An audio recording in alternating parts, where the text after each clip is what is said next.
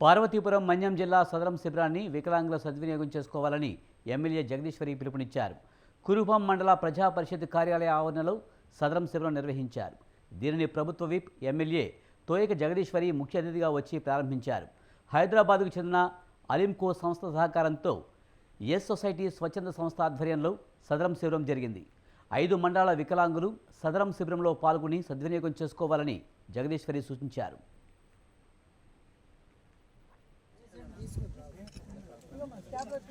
అన్నీ కూడా రావడానికి ఎన్నో రోజులు పట్టేది.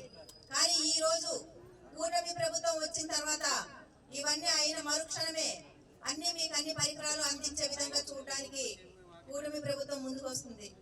ఎస్ సంస్థ ద్వారా మనకి అలింకో ద్వారా మనకి తెలియజేయడం జరిగింది. కాబట్టి ప్రతి ఒక్కరు కూడా మీకు ఏ లోపాలు ఉన్నా సరే వారందరూ కూడా ఈ రోజు మరి దగ్గరుండి ఏ టైం అయినా సరే, సాయంత్రం అయినా సరే, మీకు ఏ ఇబ్బంది ఉన్నా సరే మీరు ఇక్కడ చెక్ చేసుకొని వెళ్తే 2 నెలలకే అవన్నీ కూడా మీకు ఏ పరికరాలు ఇవ్వాలనేది మరి ఇక్కడ అందించడం జరుగుతుంది.